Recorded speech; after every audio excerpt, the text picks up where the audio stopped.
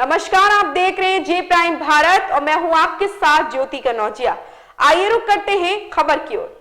धोखाधड़ी से एटीएम बदलकर खाते से पैसे उड़ाने वाले गिरफ्तार। एडीसीपी पूर्वी अली अब्बास ने प्रेस कॉन्फ्रेंस कर दी जानकारी। पवन कुमार यादव उर्फ अंकित व सचिन गुप्ता नामक अभियुक्त गिरफ्तार।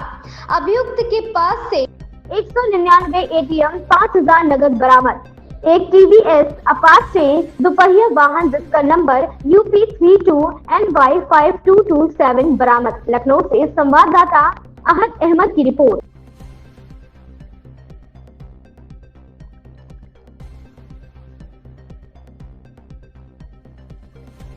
दिन में एक सूचना प्राप्त हुई थी कि कुछ लोगों ने एक जो है चिन्हट में मटियारी क्षेत्र में एक जगह फायरिंग की सूचना प्राप्त हुई और तत्काल जब पुलिस मौके पे पहुंची तो वहां से वहां पे फायरिंग की सूचना बताई गई। वहां पे लोकल लेखपाल भी मौके पे थे और पता लगा कि वहां पर एक जमीनी विवाद में श्री राम सुमेरन रावत, जिनके पास लाइसेंसी हथियार था, इन्होंने वहां पे पहुंच के फायरिंग की है। तत्काल पुलिस ने इस पर मुकदमा लिखा जो 548/23 है और तत्काल इनकी गिरफ्तारी हुई है, जिनके पास से इनकी लाइसेंसी बंदूक भी बरामद की है, एसवीबीएल बरामद की गई है, जो इनके पास 6 कारतूस से बरामद किए गए और इनको आज जो है न्यायिक हिरासत के लिए जैसे आपने बताया लेखपाल वहाँ मौजूद है, क्या सरकारी पैमाइश चली थी, कुछ क्या पता था? हाँ, लेखपाल थे वहाँ पर बेसिकली जमीन की पैमाइश हो चुकी थी और ये पता लगा कि किसी थर्ड पार्टी की जमीन पे 2 पार्टी कब्जा करने की कोशिश कर रही है और चूंकि ये जमीन, इनका कहना था कि इनके भाई का भी इसमें एक हिस्सा है और ये वहां पहुंचे और पहुंचने के बाद इन्होंने उत्तेजित होकर, नाराज होकर वहां पर गोली चलाई।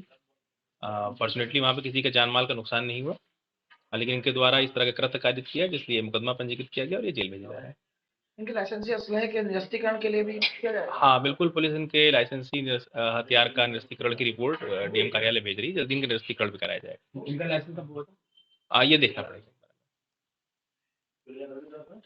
कुछ दिन पहले थाना चिन्हट में एक घटना हुई थी जिसमें एक महिला का एटीएम स्वाइप कर लिया गया था और वो एटीएम स्वाइप करके उसके अकाउंट से काफ़ी पैसे निकले थे।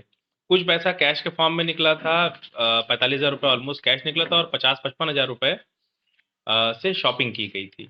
तो तत्काल जैसे ही पुलिस को उसकी सूचना मिली, इस पे एक अभियोग थाना चिन्हट में पंजीकृत हुआ था और जब उसको हमने ट्रेस करना शुरू किया तो ट्रेस करने में ये चीज़ें निकल के आई कि शॉपिंग की गई है पैसे से और उसको जब फर्दर ट्रेस किया गया, कैमरे देखे गए और बीटीएस से जब उनके मोबाइल नंबर निकाले गए तो इसमें 2 अभियुक्त मिले हमको, जिनके नाम एक का पवन कुमार यादव है, दूसरे का सचिन है। ये दोनों की गिरफ्तारी की गई है।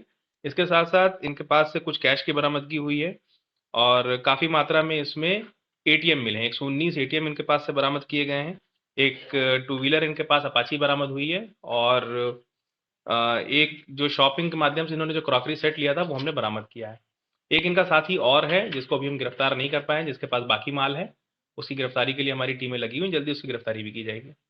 किस तरह के ये लोग एटीएम से किस तरह से कैसे प्लानिंग करते थे और कैसे ये एटीएम की हेरा फेरी करके चोरी कर लेते थे? क्या इनकी प्लानिंग कैसे होती थी? देखिए, ये बेसिकली ठगी का काम करते थे। इनके पास जैसे 119 एटीएम हमने जो इनके पास से बरामद किए गए हैं, ये करीब करीब सभी बैंकों के एटीएम इनके पास हैं। तो जैसे हमारे केस में हुआ कि एक महिला जब एटीएम में गई तो जाने के बाद फिर इन्होंने उसको पीछे से फॉलो किया। फॉलो करने के बाद जब वो उसका पिन पहले इन्होंने देख लिया, एक बार जब पिन देख लिया तो उससे पूछा कि आपका पैसा नहीं निकल रहा है। उसने कहा कि हाँ, मेरा पैसा नहीं निकल पा रहा है। इन्होंने तुरंत जो उसका एटीएम था वही एटीएम रिप्लेस कर दिया, सिमिलर टाइप का। अब उस एटीएम से पैसा नहीं निकलना था और एक बार जब एटीएम रिप्लेस हो गया, सिम पिन ये उसका देख चुके थे, बाद में इन्होंने 2 दिन में उसके पैसे निकाले और फिर ये शॉपिंग भी करते चले गए। इन अपराधी ये बेसिकली पहले पीजीआई से और जैसे आप देख रहे हैं एक मुकदमा इनका रॉबर्ट्सगंज जनपद सोनभद्र में भी है, वहां से ये जेल जा चुके हैं और इसी तरह के प्रकरण में ये पहले भी जेल गए हैं। ये अभ्यस्त हैं, इसी तरह का अपराध करते हैं। इसका मेन कौन है? इसमें मेन आपका पवन कुमार यादव है और दूसरा व्यक्ति इसमें सचिन है। एक हमने वांछित किया है जिसके पास बाकी माल है, उसकी भी गिरफ्तारी करें। क्या इनके और भी गैंग के लोग हैं जो कि उत्तर प्रदेश में काम कर रहे हैं इस तरह से? जी, आप कह सकते हैं कि हमारी घटना में 3 लोग हैं, लेकिन जब तीसरा व्यक्ति अरेस्ट होगा और इनके सीडीआर का भी विश्लेषण चल रहा है, उससे हो सकता है कि इसमें कनेक्टिंग डॉट्स और मिलें और लोग भी मिल सकते हैं। हो सकता है कि पूरा एक गैंग इसमें इन्वॉल्व हो, लेकिन हमारी घटना में 3 लोग थे जिसमें 2 की गिरफ्तारी हो गई, 1 बचा हुआ है। ऐसी ही खबर से जुड़े रहने के लिए आप देखते रहिए जे प्राइम भारत।